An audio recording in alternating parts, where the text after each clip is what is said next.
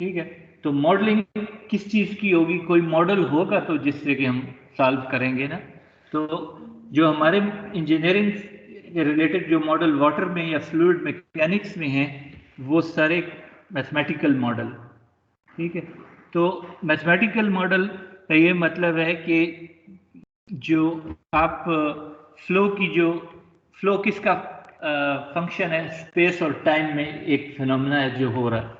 ठीक है, तो अब आपने अगर इक्वेशन को सॉल्व करना है तो उसका मॉडल होगा। तो एक तरफ एक हाथ पे आपके पास मॉडल होने चाहिए, दूसरी तरफ फिर उनका सॉल्यूशन होना चाहिए। और लेकिन मॉडल और को सॉल्यूशन तक बदलने में जो है ना वो आपके पास एक जरिया होना चाहिए, और वो जरिया या टूल जो है वो कंप्यूटर। ठीक है, तो ये जो इसका कोर्स का थीम है वो इसी के दरमियान घूमता है कि कंप्यूटर और मॉडलिंग और मैथमेटिकल मॉडल। ठीक है, तो इसमें जो सबसे इंपॉर्टेंट टाइप ऑफ मॉडल्स हैं शैलो वाटर फ्लो में, उनको सेंट वेनांट इक्वेशन भी कहते हैं या शैलो वाटर फ्लो भी कहते हैं। ठीक है, तो शैलो वाटर फ्लो जो है उसमें एक शैलो वाटर को जो इक्वेशन गवर्न करती है उसका नाम है सेंट वेनांट इक्वेशन। ठीक है, सेंट वेनांट इक्वेशन जो है वो शैलो वाटर इक्वेशन है, यानी कि वो उस पानी को फ्लो को सॉल्व करती है जिसको जो कि जिसमें डेप्थ जो है वो कम होती है। तो जिस तरह आपको पता है कि जो जितने जियोफिजिकल फ्लोज हैं, यानी कि जो जियो का मतलब है अर्थ, यानी अर्थ के सरफेस पे जो फ्लोज हो रहे हैं उन सब की ये कैरेक्टरिस्टिक है कि उनकी डेप्थ जो होती है वो बहुत कम होती है compare to length and width are breadth. ठीक है ना, रिवर हो गया, आप रिवर को कंसिडर करें तो रिवर की का जो लेंथ है वो बहुत ज्यादा है, इसी तरह विड्थ भी काफी ज्यादा है।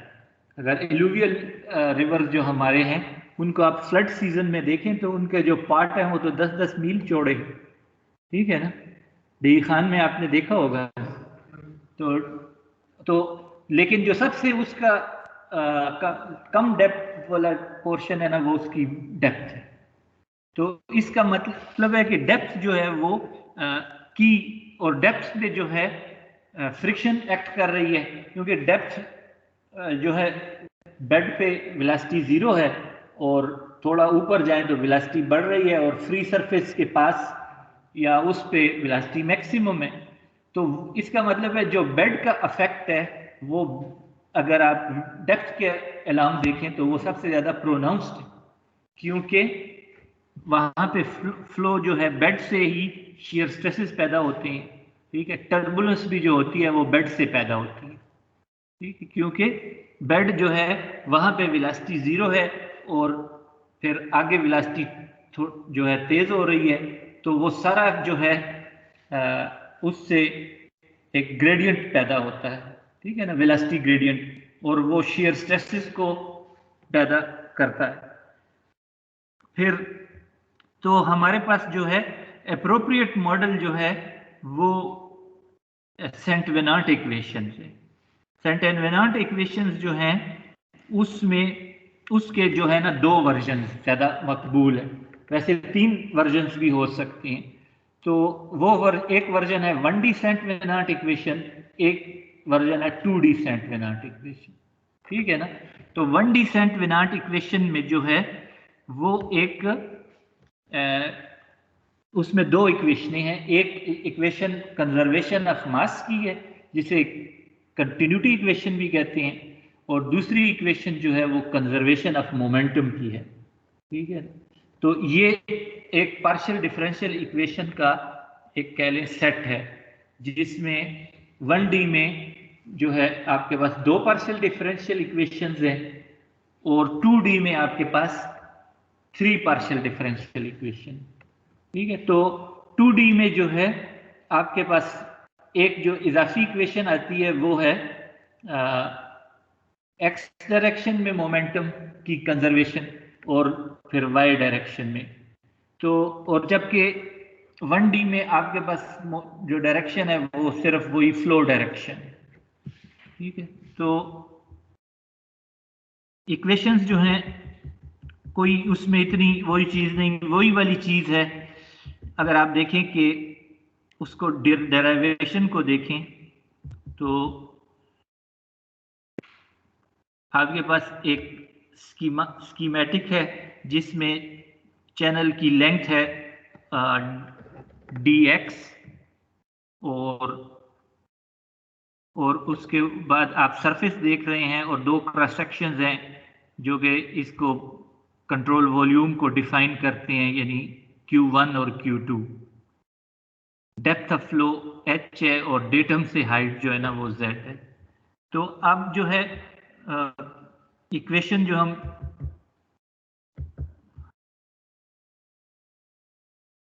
इसको हम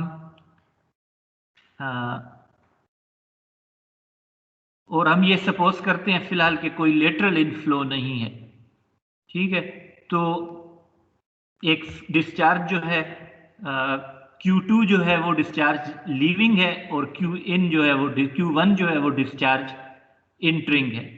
सो Q2 माइनस Q1 इज, अगर Q जो है ना वो कंटिन्यूस फंक्शन है डिस्चार्ज x का, तो हम चेंज इन फंक्शन जो पे निकाल सकते हैं। चेंज इन फंक्शन किसी भी कंटिन्यूस फंक्शन में अगर चेंज इन फंक्शन आपने निकालना है तो आप टेलर थ्योरम इस्तेमाल करते हैं, ठीक है ना। तो उससे आप मतलब rate of change of discharge with x times length of x, तो ये जो है आपके पास बता रहा है कि कितना जो है डिस्चार्ज जो है कंटिन्यूटी को बता रहा है कि अगर इनफ्लो Q1 है और आउटफ्लो Q2 है तो इन दोनों में डिफरेंस किस सूरत होगा, उस सूरत के जब फ्लो अनस्टडी है, ठीक है। अगर स्टडी फ्लो है तो फिर जो है Q1 Q2 के बराबर होगा और del Q by del x 0 के बराबर होगा, ठीक है ना। कोई ये वो वाला केस है जिसमें के जितना फ्लो आ रहा है उतना ही निकल रहा है, ठीक है ना। तो हर क्रॉस सेक्शन के दरमियान हर x पे पॉइंट पे आपके पास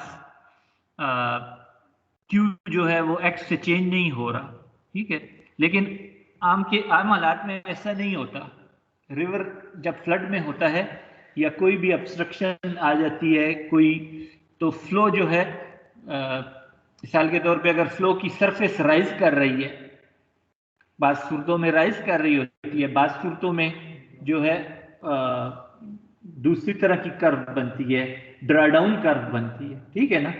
तो ये इस चीज की निशानदेही कर रहा है कि डिस्चार्ज जो है वो जितना आ रहा है उतना एग्जिट नहीं हो रहा, ठीक है ना। तो अब हम इसको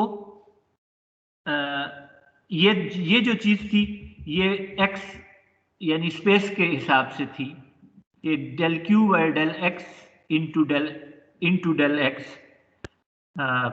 लेकिन अब टाइम के हिसाब से क्या हो रहा है कि volume of water between section 1 and 2 is increasing at a rate of, अब हाँ अगर डिस्चार्ज जो है वो कंटेन्ड हो रहा है कंट्रोल वॉल्यूम में, या तो उसका नतीजा क्या होगा कि सरफेस राइज करेगी या नीचे जाएगी, ठीक है। तो इसका मतलब है कि डेल एच जो या जो डेप्थ है वो चेंज होगी विद टाइम, ठीक है।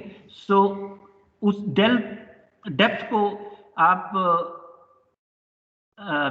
बी को आपने बहरहाल वॉल्यूम को देखना है, तो वॉल्यूम के लिए फिर आपने सिर्फ डी एच को नहीं लेना बल्कि आप उसको बी से भी मल्टीप्लाई करें, ठीक है। बी जो है वो विड्थ के हो गया, डेल एच हाइट हो गई और डेल एक्स फ्लो डायरेक्शन में एक वॉल्यूम है, ठीक है ना। और फिर इसकी सॉरी टाइम की जो वेरिएशन है वो डेल टी के तौर पे है। तो इसी वजह से आप B del H by del T into del X आप लिख सकते हैं, where B is top width, as cross sectional area A is equal to BH, then this is equivalent to B, हाँ इसको आप लिख सकते हैं partial A by partial T into del X. ठीक है, यानी इसी चीज को आप partial A by partial T into del X भी कह सकते हैं। If terms are equal in magnitude but of opposite signs, so del q by del x times del x plus b del h by del t del x is equal to 0। ठीक है, ये दोनों चीजें जो है ना, ये magnitude तो इनका इक्वल है लेकिन साइन इनके डिफरेंट है। यानी कि अगर फ्लो जो है वो इंटर ज्यादा कर रहा है और एग्जिट कम कर रहा है, ठीक है ना, तो उस सूरत में क्या होगा कि फ्री सरफेस राइज होगी। ठीक है, और अगर इससे अपोजिट सिचुएशन है, यानी फ्लो जो है वो इंटर ज्यादा कर रहा है और अपोजिट किस में फिर सरफेस फॉल होगी। ठीक है ना। सो इन दोनों को हम इक्वल करके अगर लिखें तो ये हमें बेसिकली बता रहे हैं कि ये कंटिन्यूटी इक्वेशन की एक फॉर्म है। फिर इसको आप वेरी करके लिख सकते हैं कि Q को अगर आप लिखें एरिया टाइम्स वेलोसिटी, तो एरिया टाइम्स वेलोसिटी आ गई। फिर इसको आप प्रोडक्ट रोल, हाँ चेन रूल से आप इसको लिखें, पहले एक को लिखें और दूसरे को डिफरेंशिएट करें और फिर दूसरे को लिखें और पहले को डिफरेंशिएट करें। तो बेसिकली ये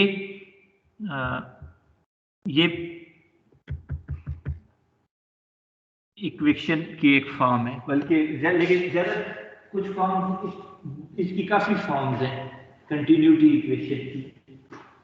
तो जो एंड पर फॉर्म इसने क्यों नहीं लिखी, partial q by partial x is equal to plus partial a by partial t is equal to 0। ठीक है ना। हाँ, तो जब भी अगर डिस्चार्ज में वेरिएशन है इनलेट और आउटलेट के दरमियान, तो इसका मतलब है कि स्टोरेज जो है वो या तो पॉजिटिव स्टोर हो रहा है पानी उस रीच में, या नेगेटिवली स्टोर हो रहा है। और नतीजा उसका क्या निकलेगा कि क्रॉस सेक्शनल एरिया जो होगा वो फॉल करेगा या राइज करेगा। ठीक है ना, डेप्थ या बढ़ेगी या कम होगी, ये तो, और during the course of time. तो इसका यही मतलब है कि ये स्टोरेज है और ये उसका रिजल्ट है। तो यही इसी इक्वेशन को हम कंटिन्यूटी इक्वेशन कहते हैं। तो आप देखें कि मैथमेटिकल मॉडलिंग इसको कह रहे हैं कि हम अब अपने प्रॉब्लम्स को सॉल्व करने के लिए जो है मैथमेटिक्स का सहारा ले रहे हैं। अब हम ये नहीं कर रहे कि जिस तरह अपने प्रॉब्लम्स को सॉल्व करने के लिए हम हाइड्रोलिक्स की आर्गुमेंट इस्तेमाल नहीं कर रहे, बल्कि हम मैथमेटिक्स के मॉडल्स यूज कर रहे हैं, क्योंकि इनके सॉल्यूशंस जो हैं हमने कंप्यूटर पे करने हैं। और जो बहुत लिटरेचर ऐसा मौजूद है जो कि पार्शियल डिफरेंशियल इक्वेशंस को सॉल्व करने के पे बहुत से लोगों ने काम किया, मैथमेटिशियंस ने, जिनका हाइड्रोलिक्स से या फ्लूइड मैकेनिक्स से ताल्लुक नहीं है।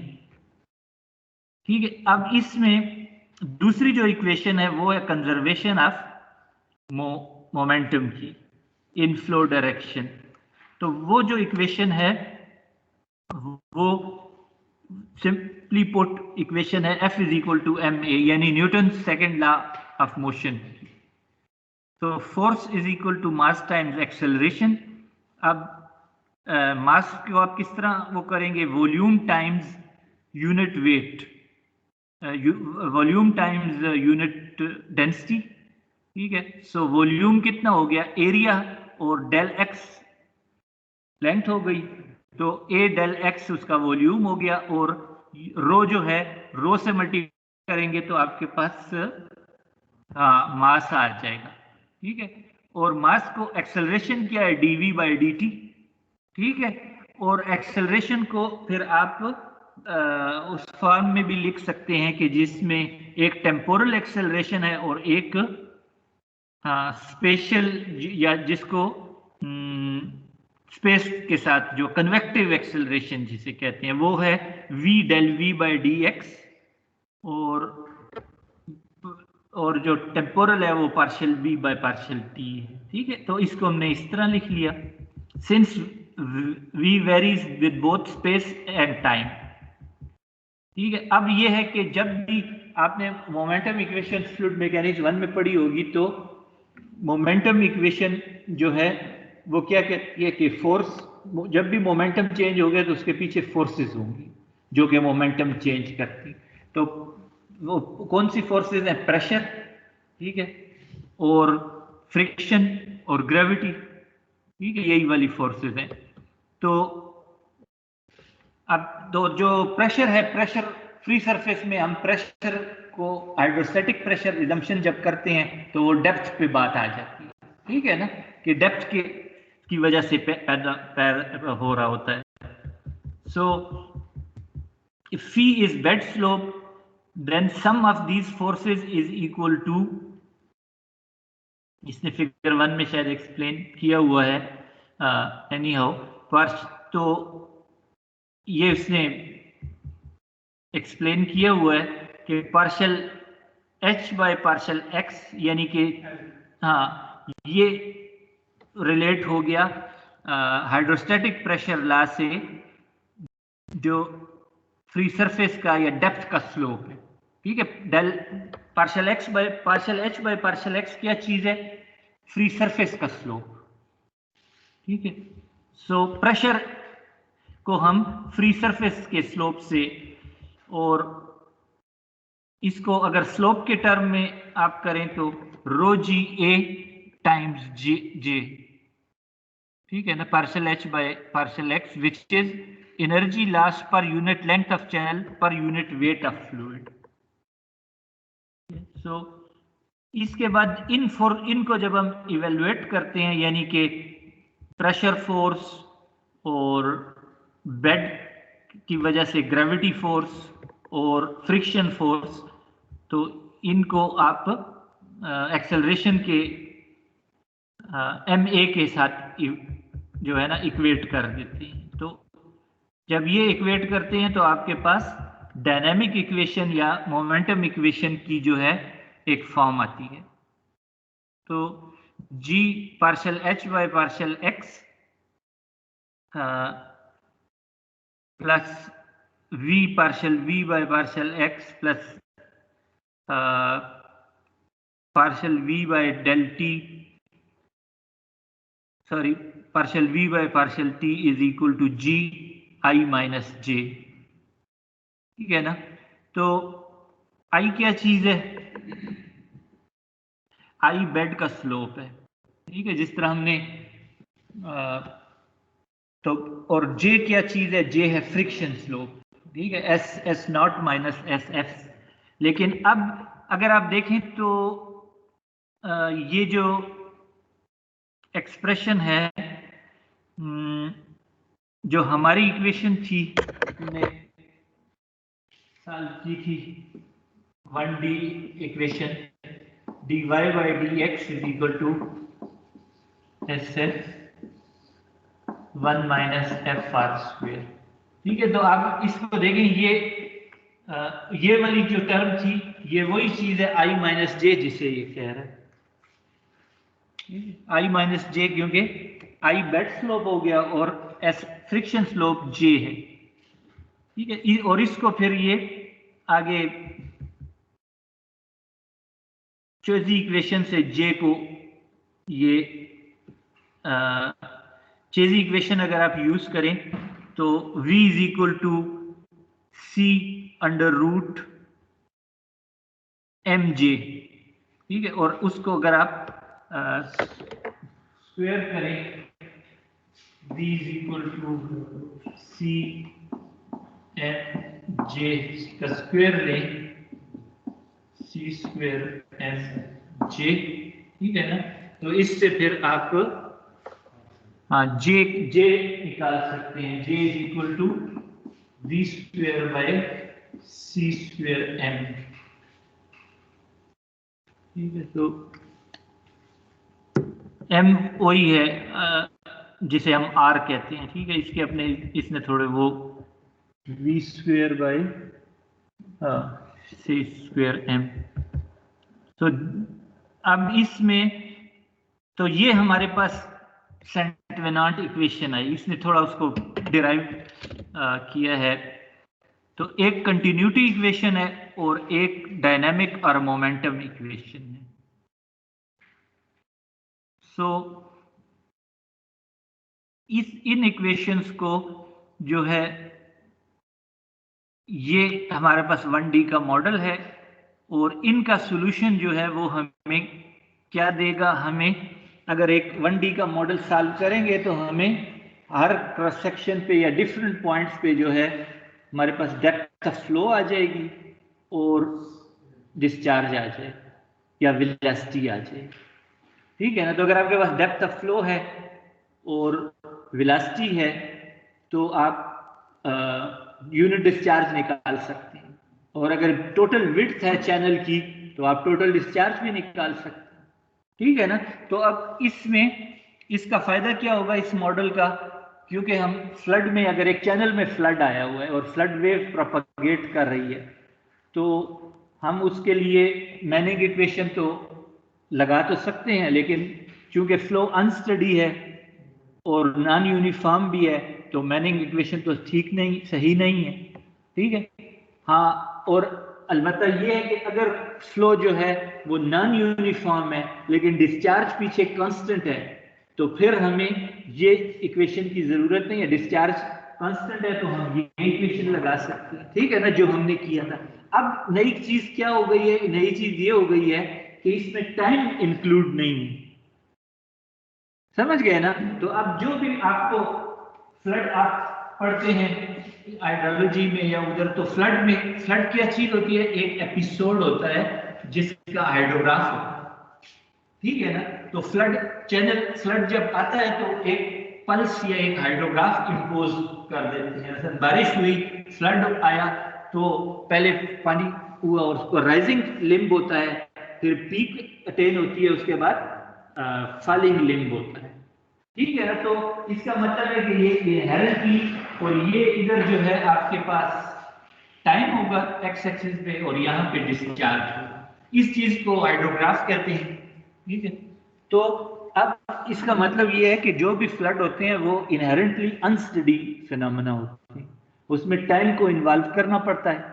तो इस वजह से अगर ये मॉडल है और इस मॉडल को हमने इसके लिए करना है, तो इसमें थोड़ा सा ये भी चल सकता है, ठीक है। मेरा एक दोस्त था, तो हम फ्रांस गए थे, तो वो मैंने काफी, हम सारे लैंग्वेज में जो है ना ऐसे ही वो हाथ पांव मार रहे थे, तो उसने भी वो कहता था कि हम, वो इतने हाथ पांव नहीं मारता था, वो कह रहा था मैंने तो 14 वर्ब सीख लिए हैं फ्रेंच के, बस मेरा कोई भी हो मैं उन 14 वर्ब से ही अपना जो है ना मुद्दा बयान कर देता हूँ, ठीक है ना। तो इसमें भी देखो ये हो सकता है कि आप कहें कि हम इसी मॉडल से इसको फ्लड को सॉल्व करेंगे, तो क्या उसका क्या तरीका हो सकता है।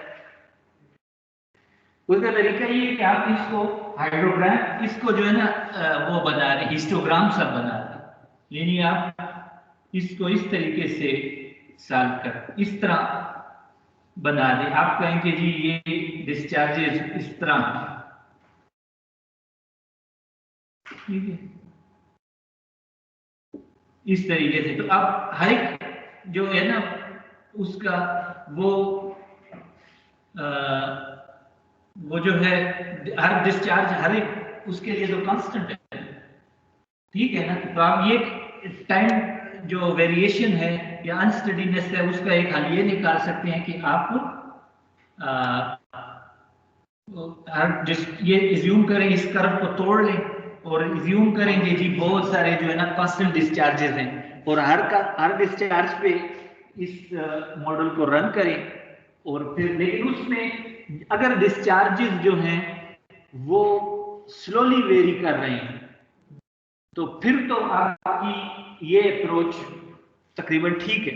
लेकिन अगर डिस्चार्ज बहुत हाईली ट्रांजिएंट फ्लो है तो उसकी वजह से जो है जो टाइम की जो डेरिवेटिव की वैल्यू है वो फिर अप्रिशिएबल हो जाएगी या उसका जो स्लोप होगा ना partial v by partial t का वो भी अपना एक रोल प्ले करेगी।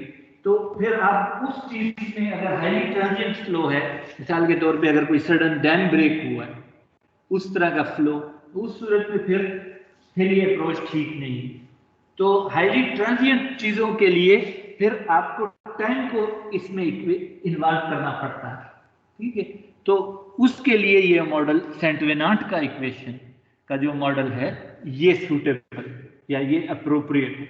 ठीक है, अनस्टडी तो ये अनस्टडी फ्लो के लिए ठीक है पहली बात जो इसमें। तो अब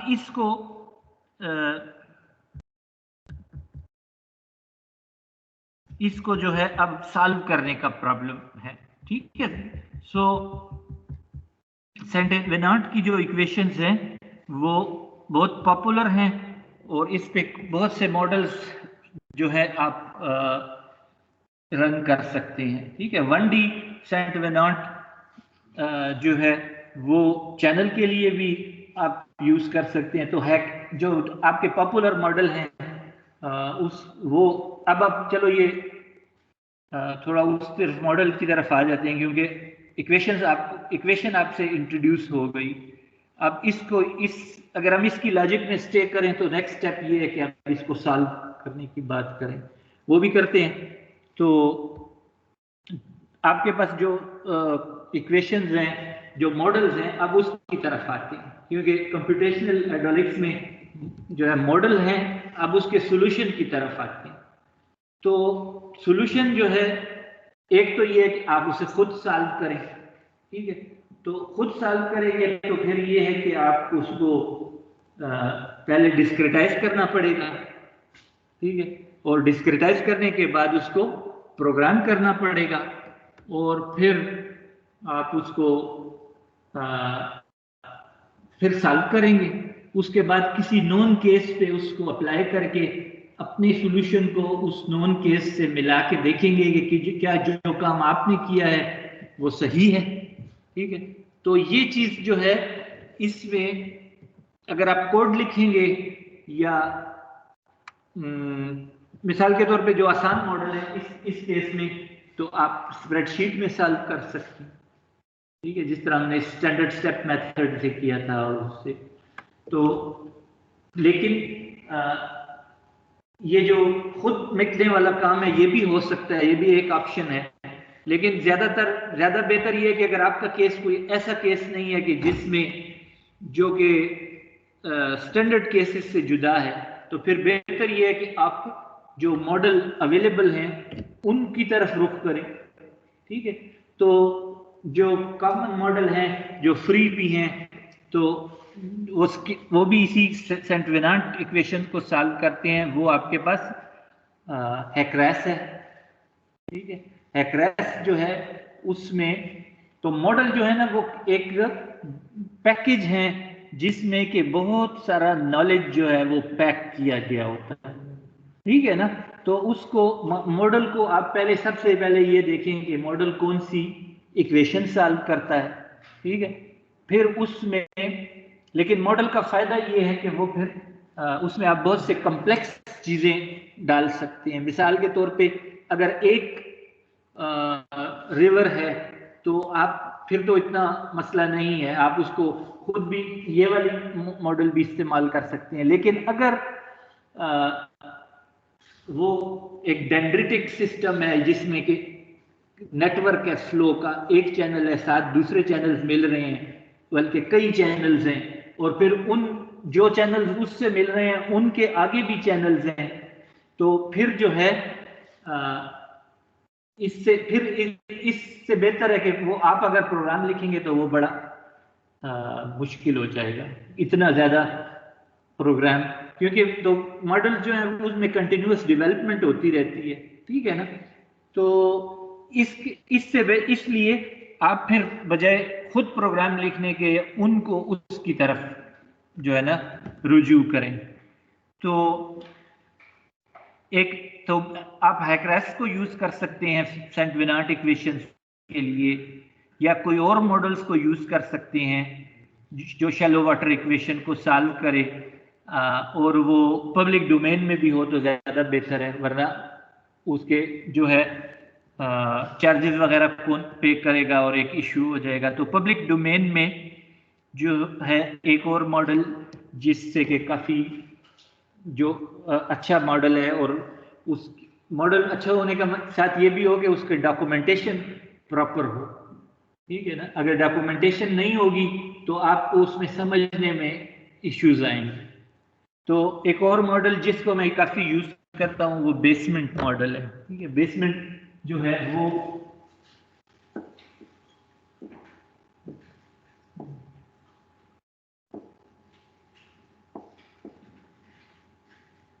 तो ये जो है ETHZ जो है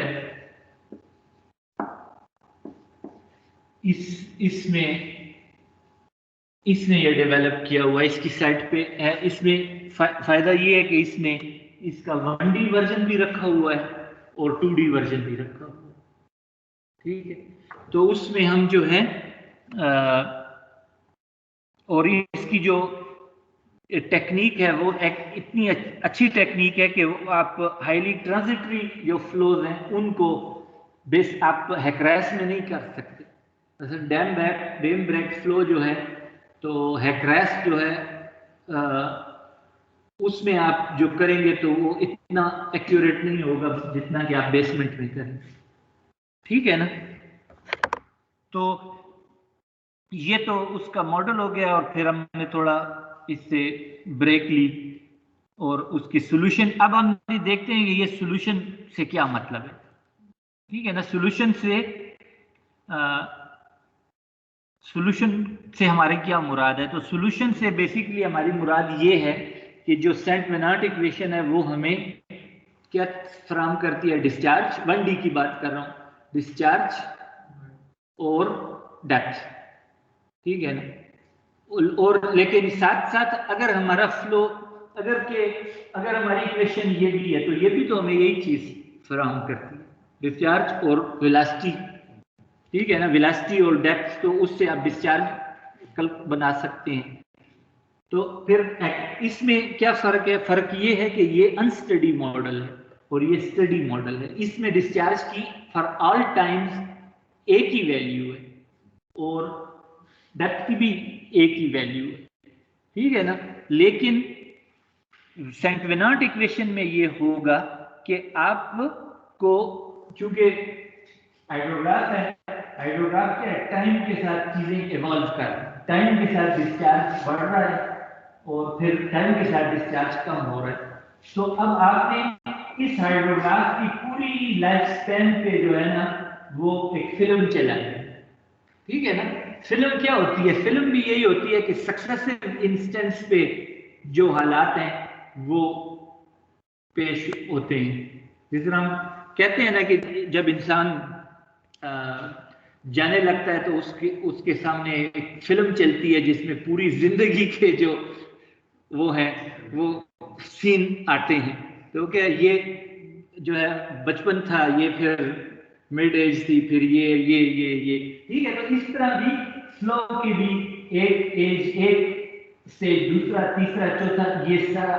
तो अब इसमें ये फायदा ये होगा कि ये सिर्फ एक डिस्चार्ज और वेलोसिटी की एक सेट ऑफ वैल्यू थ्रो नहीं करता, बल्कि आपकी मर्जी है। आप कहें कि इसे कहें कि मुझे मिसाल के तौर पे ये हाइड्रोग्राफ किसी रिवर का है, अगर रिवर का है तो इसका काफी दौरानिया ज्यादा होगा, तो आप इसको कोई भी टाइम इंटरवल दें, आप इसे कहें मुझे 3 घंटे के बाद ये चीज को, तो ये आपको उस स्पैन को जिसके को इसने सिमुलेट किया होगा, हर 3 घंटे के बाद पूरे चैनल पे या पूरे डोमेन पे डिफरेंट एक्स पे आपको वेलोसिटी और डेप्थ की वैल्यू दे दे।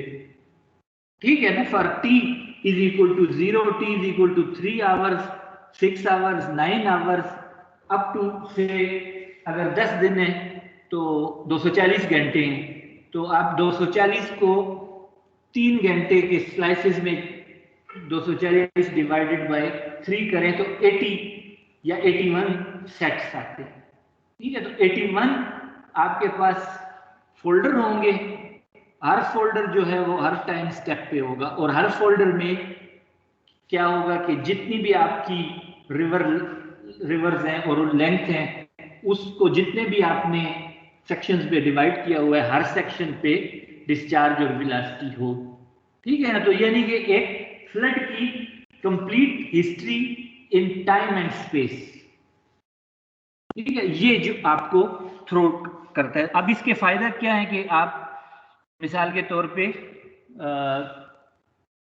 आप अगर फ्लड की इस मॉडलिंग का क्या फायदा है, यूजेज कहाँ है, तो यूजेज ये है कि आप अगर कोई फ्लड के इम्पैक्ट को स्टडी कर रहे हैं, या आप किसी इलाके की जो है ना सेफ्टी को देख रहे हैं, या रेस्क्यू के प्लान्स बना रहे हैं, ठीक है ना, कि आबादी का, जिसे हम कहते हैं आबादी का इनखिला, कि इवैक्यूएशन करवानी है, तो आपने ये देखना होगा कि अगर फ्लड जो है मिसाल के तौर पे वर्षक डैम से या रिलीजेस हुए हैं, उसके नतीजे में पानी बहुत ज़्यादा आ गया था पीछे, तो उन्होंने रिलीजेस किए हैं। अब जो है जो नौशहरा का प्लेन है या पेशावर और नौशहरा का दरमियान इलाका है वो खतरे में है, तो कितनी देर में वो वेव यहाँ पहुंचेगी।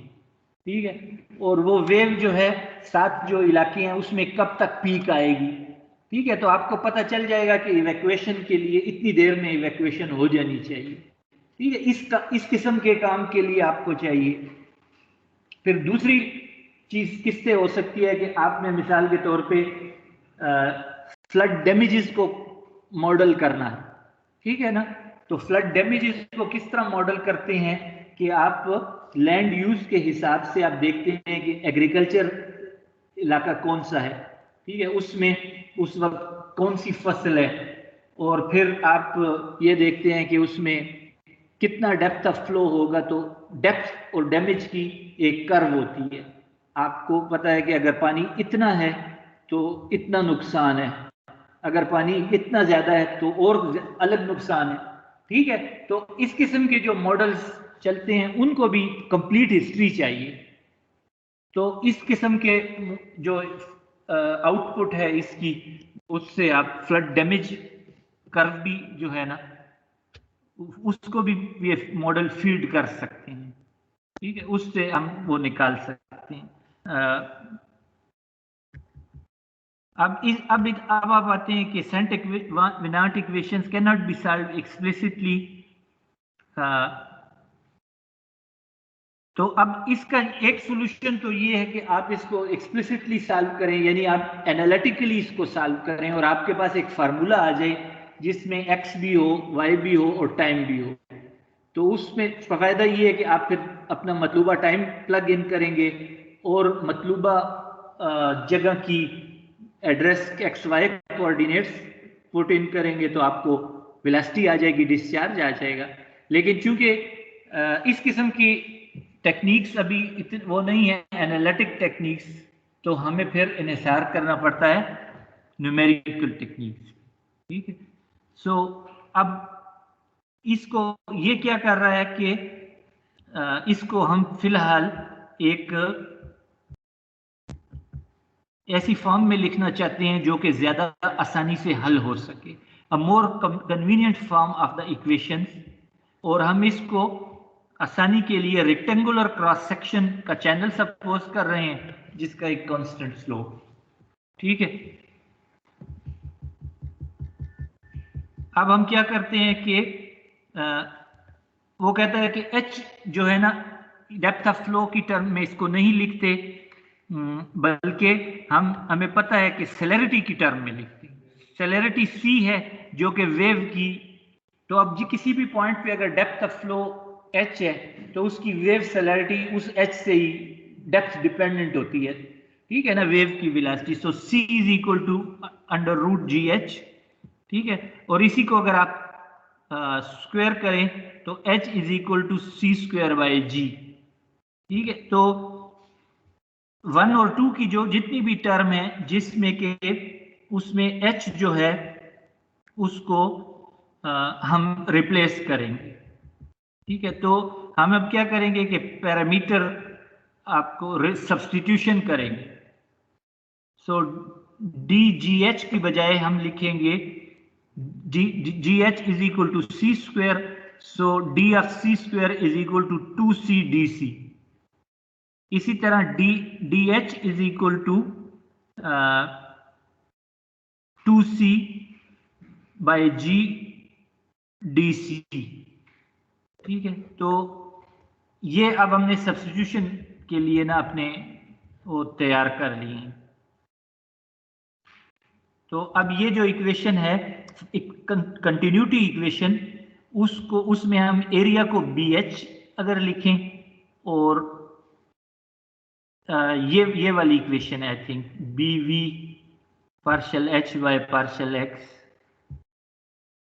हाँ ये वाली इक्वेशन जो है इसको अब हम इस तरह चेंज करते हैं कि इसमें जो h है वो रिमूव हो जाए, ठीक है, और h की जगह हम सेलेरिटी को इंट्रोड्यूस कर दें, ठीक है। सो ये अब थोड़ा सा इसमें कोई इतना वो नहीं है,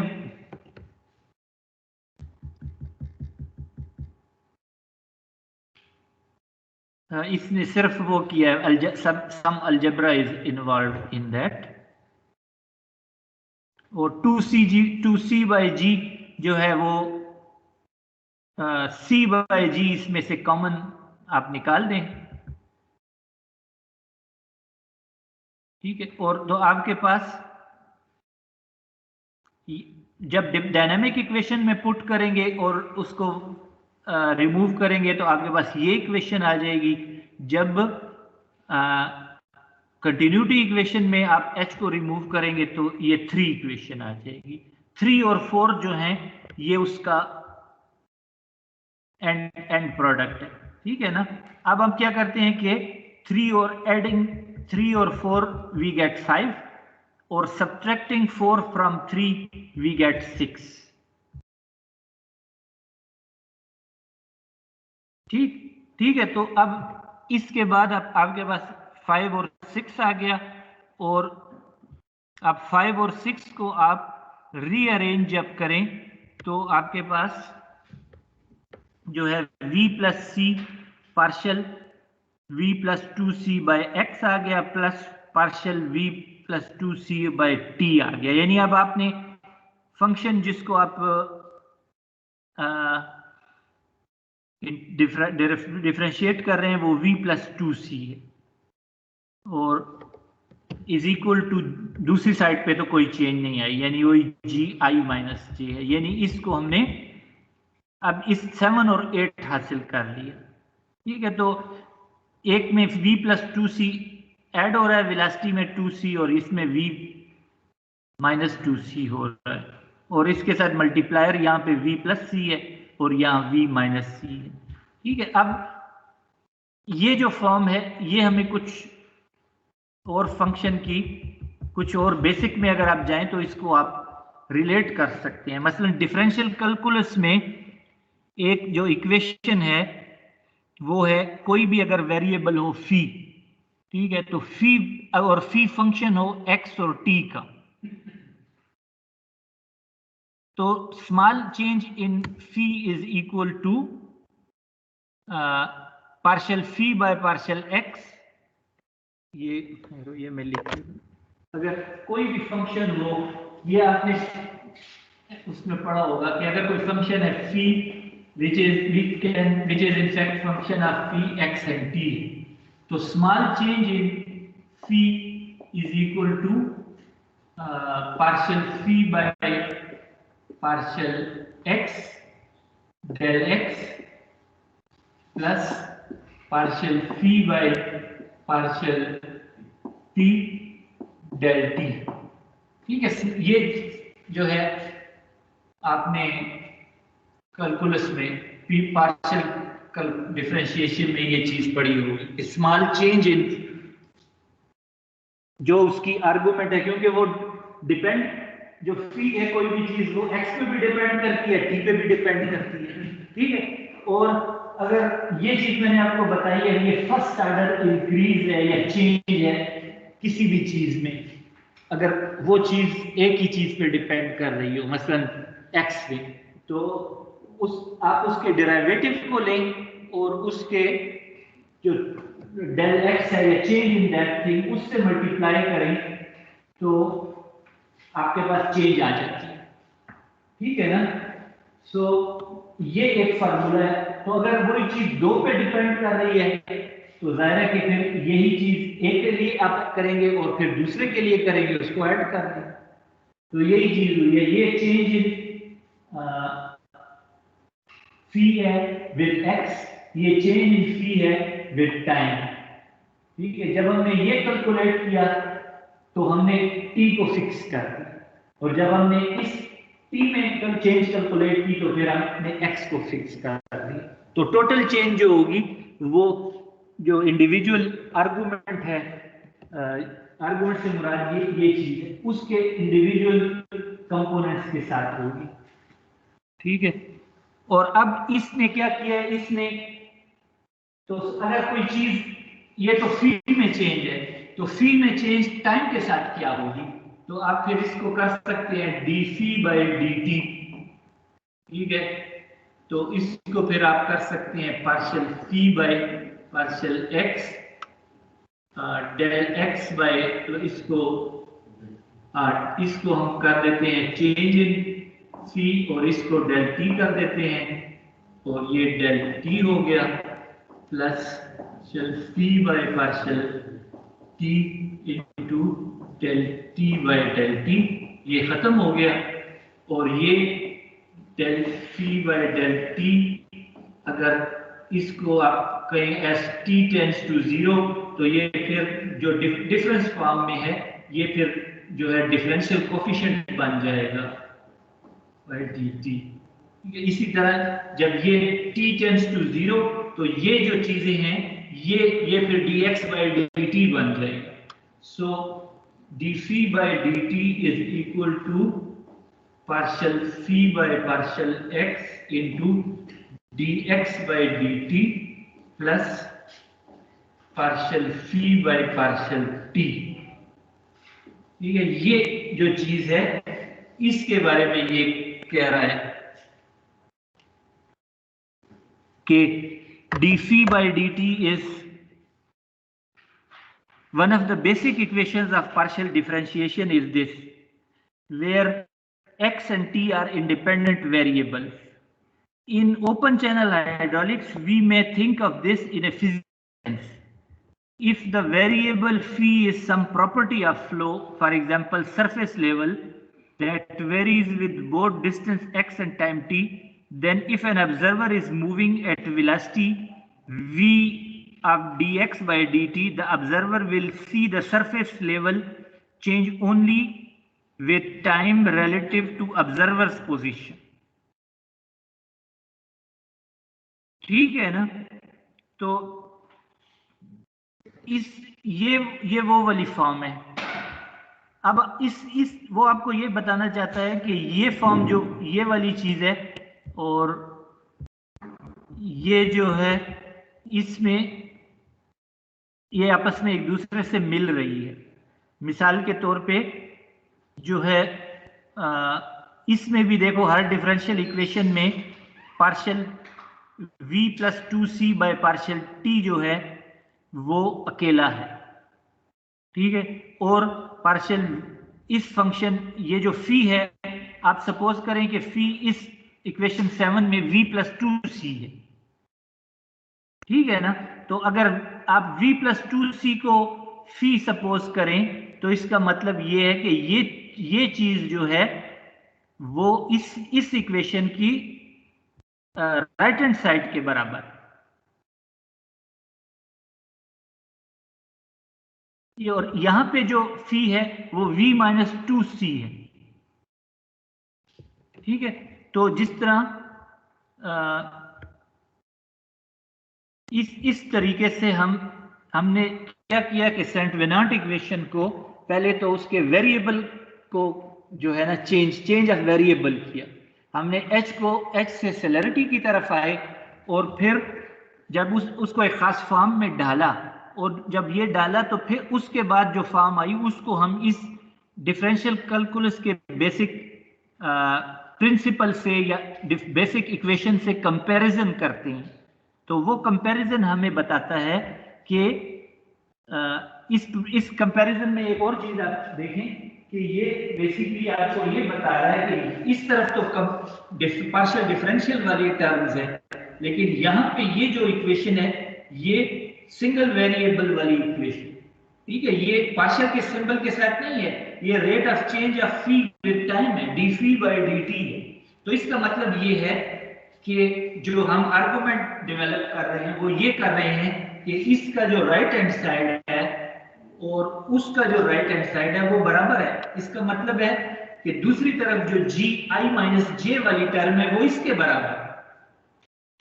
तो जब वो इसके बराबर है तो आप देखेंगे आपने अपनी set of partial differential equations को आपने ऑर्डिनरी डिफरेंशियल इक्वेशन में चेंज कर लिया।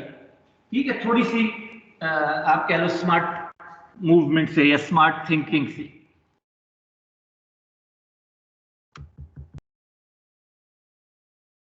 ठीक है, if as phi could be any variable we can write it as phi is equal to v plus 2c, then d, अगर फी को हम v प्लस 2c कहें तो इसी प्रिंसिपल या इस इक्वेशन के तहत d of phi by dt बराबर होगा इस चीज के। ठीक है, अब इस चीज को आप इक्वेशन 7 के लेफ्ट हैंड साइड से कंपैरिजन करें। ठीक है, तो ये 7 के, तो ये जो है इसके बराबर है, ये चीज आ गई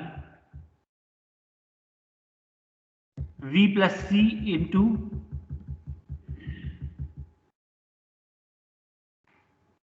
ठीक है, और तो इसका मतलब है आपके पास v प्लस 2c की का पार्शियल डिफरेंशियल विद x है और v प्लस 2c का पार्शियल डिफरेंशियल विद t है। ओनली थिंग दैट इज वो है इधर dx बाई dt है, और यहां पे क्या है v माइनस c है। ठीक है, सो इसका मतलब ये है कि you can write it as this, they are equivalent to dx by dt is equal to v plus c। ठीक है, so equation 7 can be written as total differential d v plus 2c by dt is equal to g i minus j। ठीक है, समझे कि नहीं? चलो कोई बात नहीं, इसको आप यू विल अप्रिशिएट इट। ठीक है, तो इस तरीके से हमने जो किया, हमने उसको जब कंपैरिजन किया तो हमने ये देखा कि ये जो इक्वेशन 7 का लेफ्ट हैंड साइड है वो तो वही चीज है।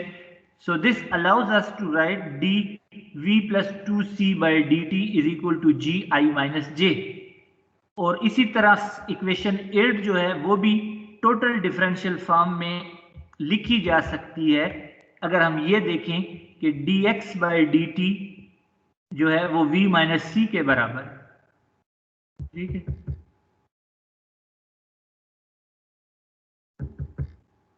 देखो ये हम ये कर रहे हैं, ये वाली जो 8 की ये वाली चीज है ये सारी, इसको इससे कंपैरिजन कर, तो v माइनस 2c जो है वो फी है और dx बाई dt जो है वो v माइनस सी है, क्योंकि v माइनस सी इससे मल्टीप्लाई हो रहा है। तो अगर कंपैरिजन करें तो इसका मतलब है कि हम अब इन दो इक्वेशनों को जो कि पार्शियल डिफरेंशियल इक्वेशन थी, हमने रिड्यूस कर लिया टोटल डिफरेंशियल इक्वेशन पे,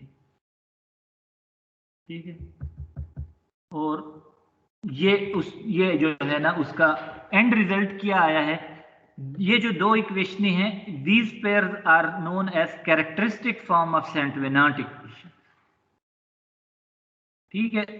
dv by D of v plus 2c by dt is equal to gi minus j for dx by dt is equal to v plus c। अगर dx by dt v plus c के बराबर है तो फिर ये equation total differential form में इस तरीके से लिखी जाएगी।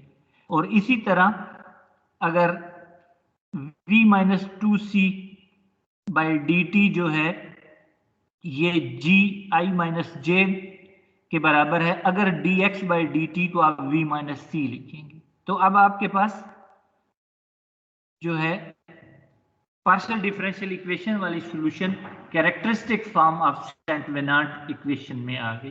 कैरेक्टरिस्टिक फॉर्म कौन सा है? v और c फॉर्म में जो आपने लिखा है। आपने पहला स्टेप ये किया कि उसको वेरिएबल को जो है एक कन्वीनियंट फॉर्म में ट्रांसफॉर्म किया, यानी सेलरिटी में, और v उसी तरह ही रहा, और उस फॉर्म को कैरेक्टरिस्टिक फॉर्म कहते हैं। और उसको फिर आपने जब सॉल्व किया या कंपैरिजन से, तो आपने देखा कि ये वाली फॉर्म आ गई। अब ये फॉर्म जो है सॉल्व करने में काफी आसान है, लेकिन इसको ये डिफरेंशियल इक्वेशंस हैं, डिफरेंशियल इक्वेशंस को किस तरह आप सॉल्व करते हैं कि आप उनको इंटीग्रेट करते हैं, ठीक है ना। तो अब आप इसको इंटीग्रेट करेंगे, तो जब आप इंटीग्रेट करेंगे तो आपके पास v और c आ जाएगा, ठीक है। तो उसको c जो है वो एक उसका डेप्थ ऑफ फ्लो का एक नाम है, तो इसका मतलब है आप इसको सॉल्व कर रहे हैं, लेकिन you have to integrate it along the characteristics.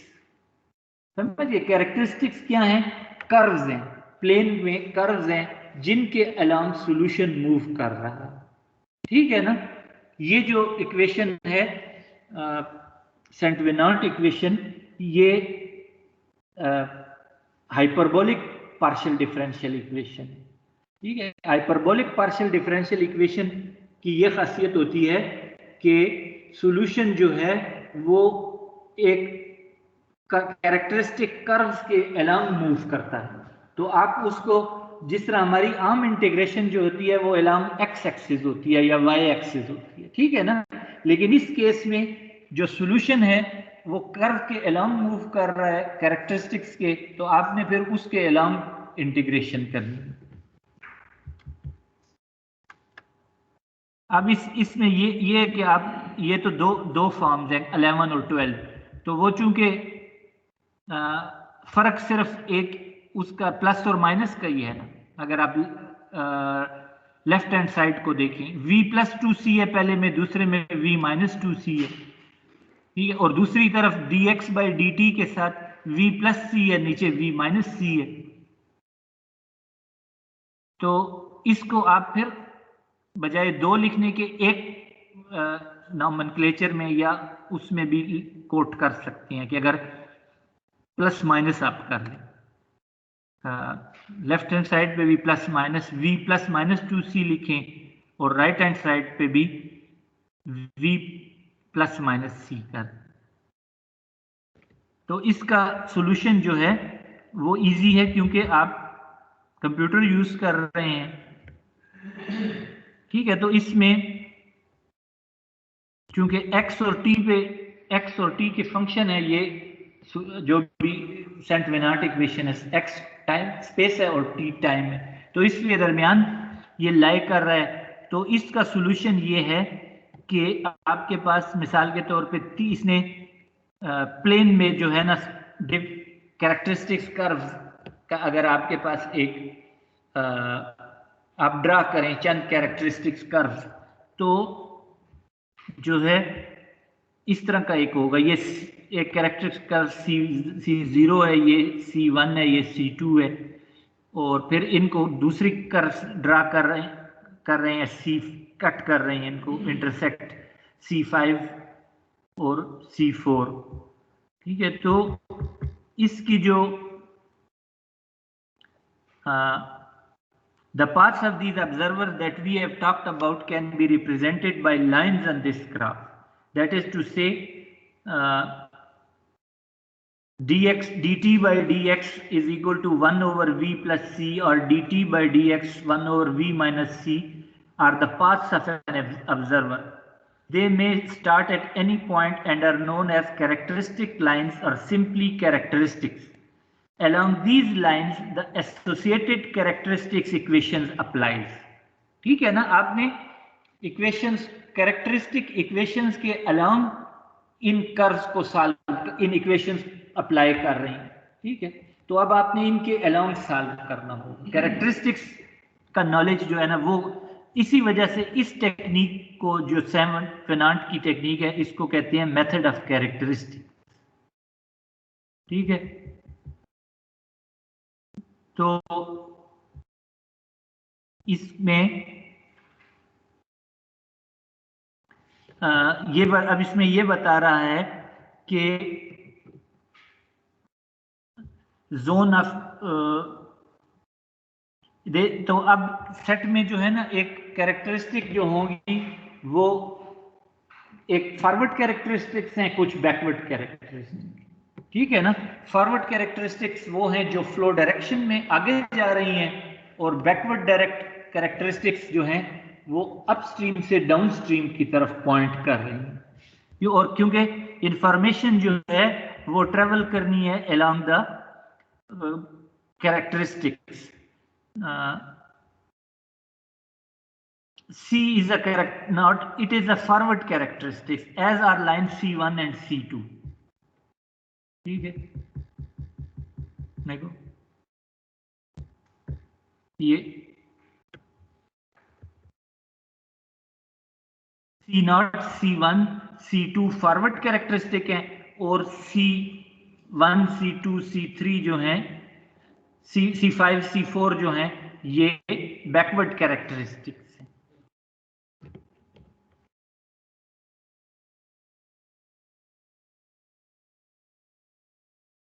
Information travel का मतलब, जिस तरह आपको बताया कि किस तरीके से, जिस तरह सब क्रिटिकल फ्लो है, तो इंफॉर्मेशन जो है वो अपस्ट्रीम पे भी जा सकती है, डाउनस्ट्रीम पे भी जा सकती है। ठीक है, लेकिन अगर सुपर क्रिटिकल फ्लो है तो information can only travel downstream. ठीक है ना, क्योंकि अपस्ट्रीम तो कोई वेव ट्रेवल नहीं कर सकती, क्योंकि जो वेलोसिटी है फ्लो की वो वेव वेलोसिटी से बड़ी है। लेकिन सब क्रिटिकल फ्लो में जो फ्लो की वेलोसिटी है वो वेव वेलोसिटी से कम है, तो इंफॉर्मेशन अपस्ट्रीम भी जा सकती है, डाउनस्ट्रीम भी जा सकती है। ठीक है ना, सो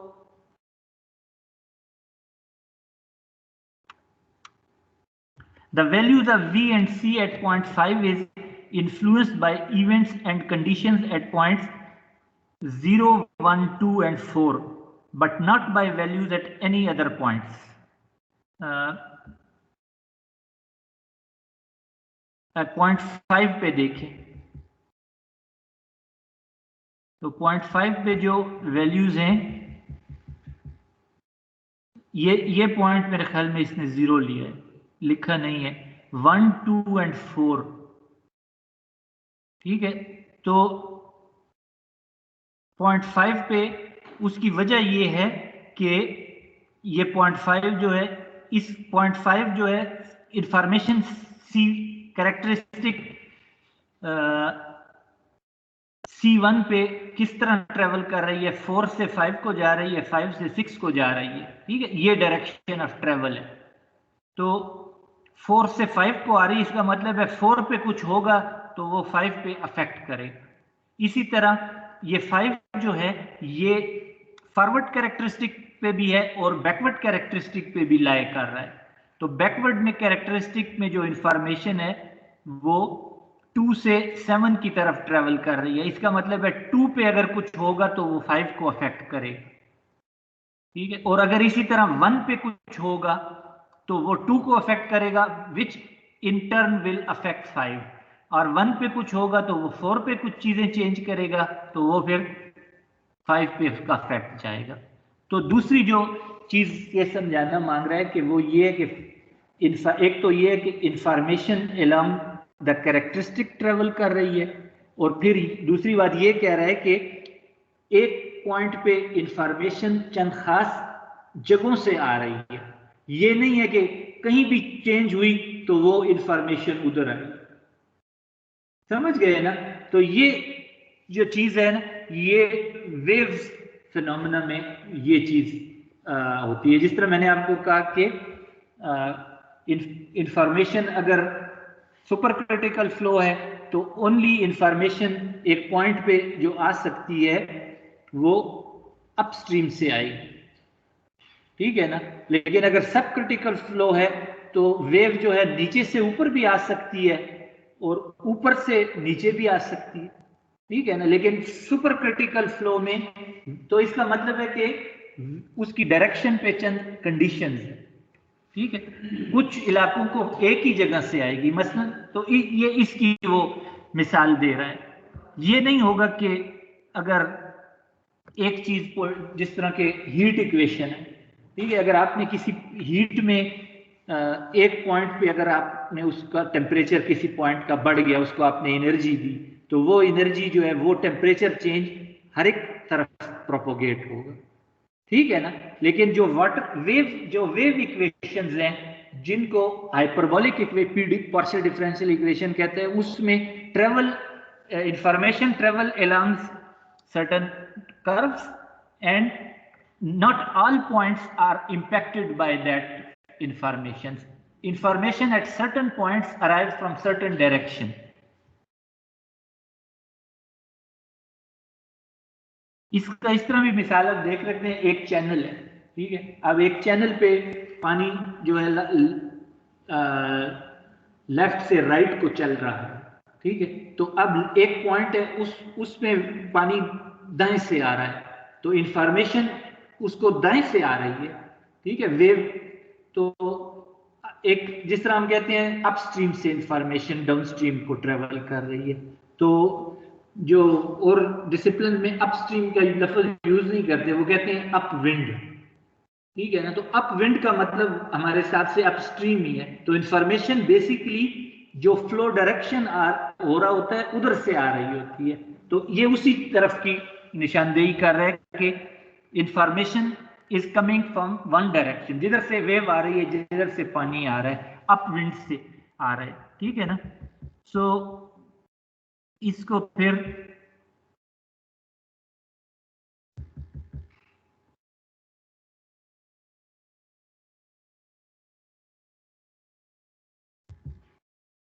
example computation using characteristic equation. Assume we know the solution at points 3 and 5 and we want to determine the solution at point 6. ठीक है? We know that a forward characteristic through 5 intersects with a backward characteristic through 3. ठीक है? पहले हम इसको assume we know the solution at point 3 and 5 और 6 पे निकालना चाहते हैं, ठीक है? तो ये देखें कि 3 और 5 पे हमें सॉल्यूशन पता है, और 3 जो है वो एक बैकवर्ड कैरेक्टरिस्टिक का पॉइंट है और 5 जो है फॉरवर्ड कैरेक्टरिस्टिक का पॉइंट है, और ये दोनों कैरेक्टरिस्टिक पॉइंट 6 पे इंटरसेक्ट करते हैं, ठीक है? तो और अब हम सॉल्यूशन 6 पे निकालना चाहते हैं और हमें 5 और 3 पे पता है, ठीक है? तो अब क्या होगा कि हम सॉल्यूशन को एडवांस करेंगे, ठीक है? एक स्टेप आगे बढ़ाएंगे।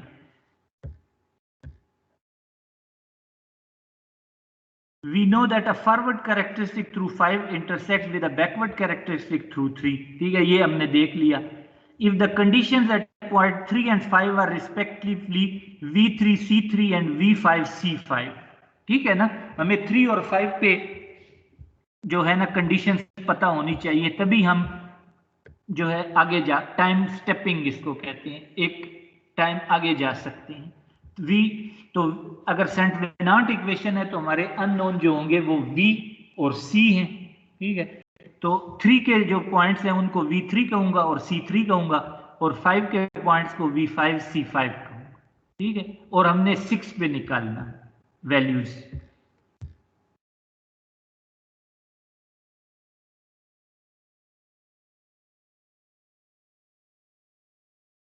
और इसी तरह जो कर्व हैं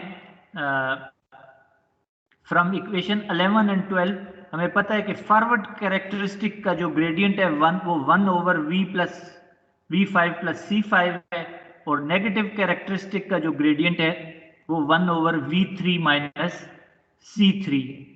ठीक है, या तो अब हमने क्या करना है, ये चीजें हमें पता है कि V3 C3 और V5 C5, तो अलोंग द फॉरवर्ड कैरेक्टरिस्टिक हमें पता है कि ये वाली इक्वेशन अप्लाई करती है, the total differential equation dv plus 2c by dt is equal to G I minus J. ठीक है, तो अब मैं क्या करता हूं, मैं इसको डिस्क्रिटाइज करता हूं। ठीक है, तो डिस्क्रिटाइज करने का क्या है, d of v plus 2c का मतलब है change in v plus 2c। तो मैं ये क्योंकि फॉरवर्ड कैरेक्टरिस्टिक है, फॉरवर्ड कैरेक्टरिस्टिक 5 और 6 को ज्वाइन कर रही है, तो मैं फिर क्या करता हूं कि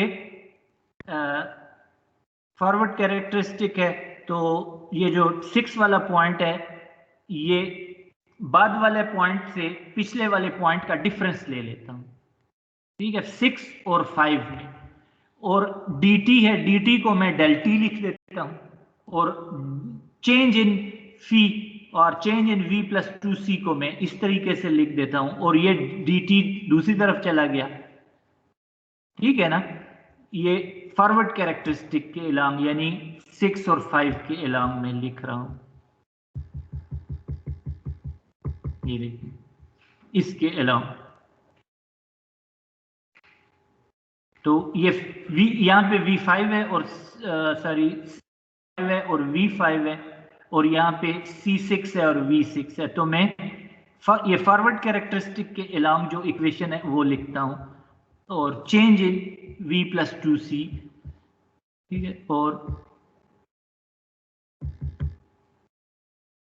ये इस तरह लिख सकता हूं, v6 प्लस 2c6 माइनस ये चीज इसको, और अभी यही जो पॉइंट जो है वो बैकवर्ड कैरेक्टरिस्टिक पे भी है, तो बैकवर्ड कैरेक्टरिस्टिक पे ये वाली डिफरेंशियल इक्वेशन अप्लाई होती है। ठीक है, तो अब जो वेलोसिटी चेंज है बैकवर्ड कैरेक्टरिस्टिक के अलोंग वो v माइनस 2c में होती है। तो अब v माइनस 2c, जिस तरह मैंने बाद वाला पॉइंट पहले लिया और उससे पिछले वाले पॉइंट को माइनस किया, तो v6 minus 2c6 minus v3 minus 2c3 is equal to del T G I minus J. ठीक है, अब ये इक्वेशन 13 और 14 आ गई। ठीक है, अब इसको आप साइमल्टेनियसली सॉल्व करके कंडीशन v6 निकाल सकते हैं, क्योंकि हमें v6 और c6 चाहिए। तो जब इसको हमने सॉल्व किया तो 2 इक्वेशन हैं और 2 अननोन है, तो जब हम सॉल्व करेंगे ऐड 2 13 उसको ऐड करेंगे तो v6 आ जाएगा, सब्ट्रैक्ट करेंगे तो c6 आ जाएगा। ठीक है, तो अब आप देखें कि that the solution at point 6 has been found. तो सॉल्यूशन इस दायरा डिस्क्राइब किया है, जो पिछले पॉइंट्स हैं जो जहां पे इंफॉर्मेशन आ रही है उस 6 पे, वो एक फॉरवर्ड कैरेक्टरिस्टिक और बैकवर्ड कैरेक्टरिस्टिक के इंटरसेक्शन पे वाक़ई है, तो दोनों तरफ इंफॉर्मेशन उधर से ही आ रही है, तो उससे हम सॉल्व कर सकते। तो मतलब ये है कि अगर आपके पास एक कैरेक्टरिस्टिक के अलोंग इक्वेशंस हैं सी की और वी की, तो सेंट बेनर्ट इक्वेशन का कैरेक्टरिस्टिक फॉर्म आपको बताएगा कि किस तरीके से आप उसको एडवांस कर सकते हैं। जो इस तरह से जो ये हाइपरबोलिक पार्शियल डिफरेंशियल इक्वेशन है, इसमें क्या सॉल्यूशन क्या है कि आपके पास इसको हम टाइम जिसे कहते हैं टाइम मार्चिंग से हम सॉल्व करते हैं। टाइम एक गिवन टाइम पे आपके पास कंडीशंस मौजूद हैं, अब आपने टाइम की जो कर्व है उसके अलोंग टाइम स्टेपिंग करनी है, यानी आपने एक एक मौके पे आपको चीज पता है और आपने उसको आगे ले जाना है, एक स्मॉल टाइम स्टेप के बाद देखना है कि ये किस तरह जा रही है। ठीक है ना, यही चीज है हमें कि जो फ्लड की, जब फ्लड आता है तो चैनल जो है वो एक स्टडी डिस्चार्ज पे चल रहा है, मामूली सा डिस्चार्ज होता है जितना भी है, ठीक है, लेकिन वो वेरिएशन नहीं होती। लेकिन जब फ्लड आता है, हाइड्रोग्राफ इंपोज होता है, तो फिर उसके बाद वेरिएशन शुरू हो जाती है। तो अब आपने इस, जिस तरह इस पीरियड को आपने मॉडल करना है फ्लड को, तो उसका क्या तरीका है कि स्मॉल स्टेप्स के साथ आपने आगे जाना है। ठीक है ना, जब आप फिल्म चलाते हैं कोई भी, मिसाल के तौर पे अब मेरे जहन में सारे वो एग्जाम्पल बुरे बुरे आ रहे हैं। मिसाल के तौर पे, चलो छोड़ो वो नहीं देता, फिर सियासी भी हो। मिसाल के तौर पे आप कोई हादसा होता है, ठीक है ना, तो उसकी फुटेज निकालती है, तो देखने वाले फिर फुटेज को क्या करते हैं, स्लो चलाते हैं। अगर तेजी से चलाया तो then you will miss lot of details. ठीक है ना, तो इसका मतलब क्या है कि एक पार्शियल डिफरेंशियल इक्वेशन जो हाइपरबोलिक टाइप है, इसको भी जब सॉल्व करते हैं तो आपने एक जो है टाइम स्टेप को लेके आगे बढ़ना होता है। अगर आपका टाइम स्टेप जो है वो काफी वो बड़ा है, यानी किसी खास क्राइटेरिया को गवर्न से मुताबिक नहीं है, बड़ा है, तो आप क्या करेंगे कि आप जो टाइम स्टेपिंग करेंगे वो उसमें एक डिटेल लॉस्ट हो जाएगी। ठीक है ना, तो इस वजह से ये, तो इस, सो दिस इज, इससे ये अभी तक हमने ये बताया कि अगर आपके पास इंफॉर्मेशन कैरेक्टरिस्टिक के अलावा मूव करती है, और अगर आपके पास कुछ पॉइंट पे इंफॉर्मेशन है, तो आप टाइम में आगे जाके कंडीशंस जो है ना वो दूसरे टाइम पे, अगले टाइम पे फाइंड कर सकते हैं। ठीक है, ये है domain of dependence and zone of influence. Zone of, देखो ये फिर ये है कि ये पी पे जो पी एक पॉइंट है जो दो कैरेक्टरिस्टिक्स के इंटरसेक्शन पे वाक़ई है, तो इस पे जो इंफॉर्मेशन आएगी, यानी या जिन जिन पॉइंट्स पे पी डिटरमिन करे डिपेंड करेगा, वो पॉइंट्स वो हैं कि जो इन कैरेक्टरिस्टिक्स के दरमियान जो एरिया है वहां पे वाक़ई। ठीक है, अगर कोई point domain of dependence of P में लाए नहीं करता तो वो पी के ऊपर इवेंट्स को इन्फ्लुएंस नहीं करे, उन पे कुछ भी होता रहे, पी पे असर नहीं पड़ेगा। ठीक है ना, अगर आप पे असर इसी पे पड़ेगा कि नस्ट फैकल्टी या नस्ट में की इंतजामिया अगर कोई चेंज करे, कोई अगर इंतजामी हुक्मनामा निकाले, तो उस पर आपका फर्क पड़ेगा। लेकिन अगर पेशावर यूनिवर्सिटी कुछ कर रही है तो आपका तो उससे कोई ताल्लुक नहीं, क्योंकि वो आपकी डोमेन ऑफ डिपेंडेंस में नहीं। ठीक है ना, इसी तरह और इसी तरह एक पॉइंट है Q, तो Q जो है वो उसका इन्फ्लुएंस जो है वो एक खास इलाके तक महदूद है, यानी कि दो अगर कर्व हैं उसमें महदूद है। ठीक है, इसका मतलब है कि एक पॉइंट पे अगर सॉल्यूशन आ रहा है तो वो सारे पॉइंट से नहीं आ रहा, बल्कि उसके जो डोमेन ऑफ डिपेंडेंस है उसमें जो पॉइंट है वही उसको कर रहे हैं इम्पैक्ट या इन्फ्लुएंस। जिस तरह अपस्ट्रीम वाली मैंने मिसाल दी थी, या अप विंड वाली, एक पॉइंट पे पानी जो है ना वो राइट टू लेफ्ट आ रहा है, तो उसको अपस्ट्रीम से जो इंफॉर्मेशन आ रही है वही इम्पैक्ट कर रही है। ठीक है, ये चीज जो है, conditions at point P are determined solely by the conditions bounded within the two characteristics C1 and C2. Likewise, the conditions at point Q determine the conditions within the area bounded by the characteristic lines. ठीक है, ये इसकी बस यही इसकी। ठीक है, अब जो है फर्स्ट, ये फिर इसके कुछ वो हैं जो न्यूमेरिकल मेथड ऑफ सॉल्यूशन और ये थोड़ी चीज़ें हैं, तो आप फिर ये इसको देख लीजिएगा, इसको फिर अगली दफ़ा हम लोग करेंगे, ठीक है, क्योंकि फिर ज़रा ज़्यादा ही आपके को लोड पड़ जाएगा। तो ये चीज़ थोड़ी आप इसको जो पीछे गुजरी है उसको भी, हैंड आउट को भी पढ़ें और ये चीज़ थोड़ी पढ़ लें, फिर अगली दफ़ा आपको ज़रा आसानी हो। ठीक है, इसको जो है मैं फाइल्स में पोस्ट वो कर देता हूँ।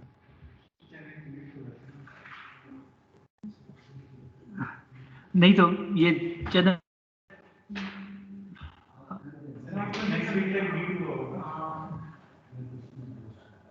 तो वो फिर मैं किसी को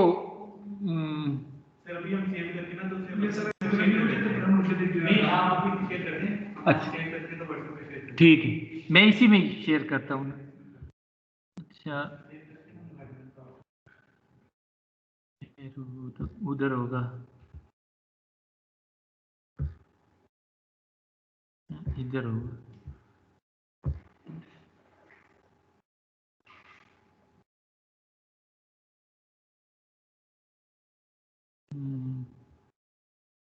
डाउनलोड अपलोड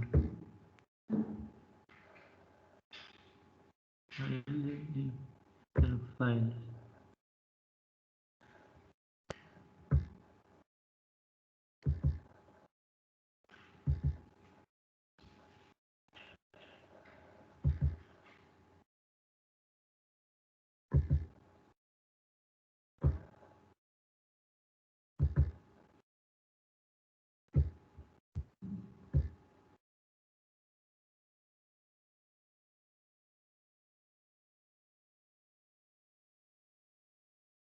ठीक है, आप इसको फिर वो कर दीजिएगा जिस तरह। और अभी जो है आज हाजिरी लगा दें, क्योंकि आज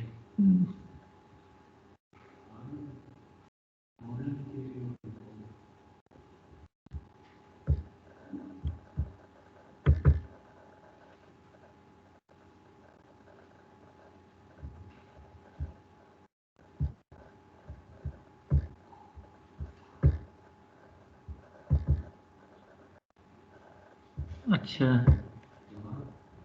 इन्होंने वो नहीं भेजा, चलो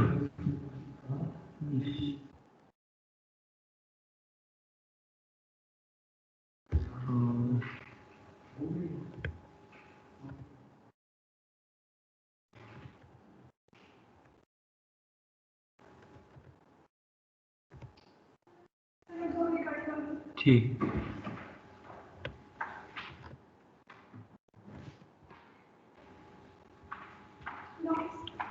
हाफिज जी। और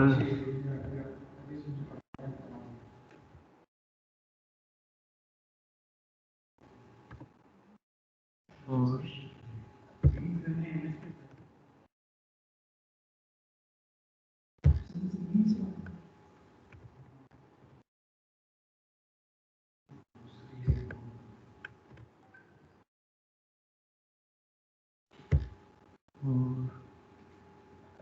आपका नाम मुझे भूल गया। जवाद सलीम।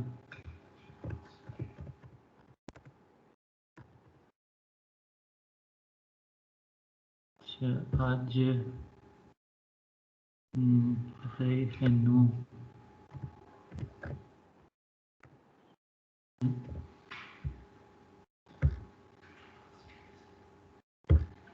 अब इधर से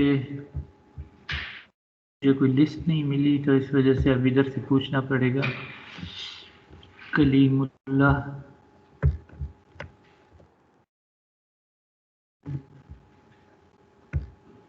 और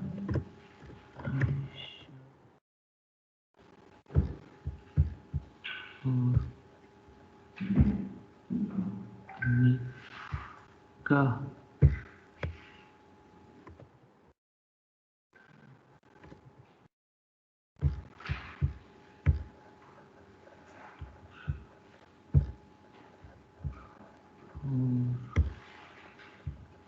किसी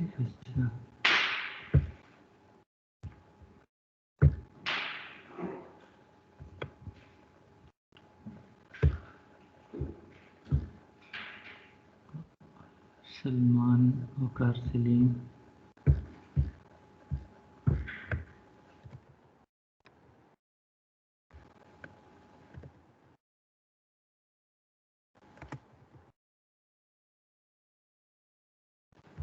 और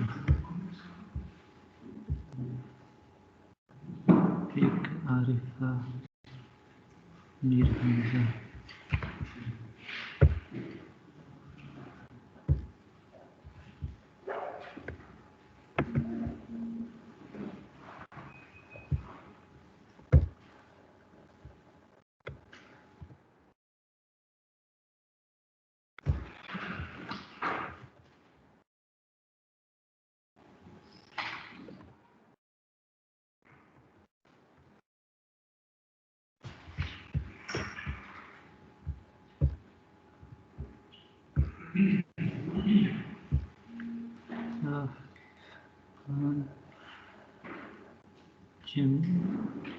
जमील जमील भी अभी इसमें पढ़ रहे हैं?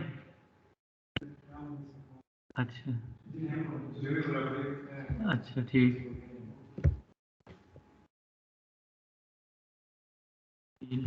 है। अच्छा, इधर वाले तो ठीक है। जो डीएल पे है ना, वो अपने नाम सुन लें, अगर मैं कोई रह गया तो वो मुझे बता दे। कलीमुल्ला, आयशा, अनीका, सलमान, वकार सलीम, मोहिक, आरिफा, अमीर हमजा, जमील, मोहम्मद राशिद हयात जी, मोहम्मद राशिद, रोहित, एक फैसल हयात ऐड मैंने कर लिया। और दूसरा कौन था? मोहम्मद राशिद। हाँ जी जी मोहम्मद राशिद है। सर मोहम्मद सर अजहर रोहित, हाँ मोहम्मद अजहर भी है, ठीक। अच्छा, रोहित भी ठीक है।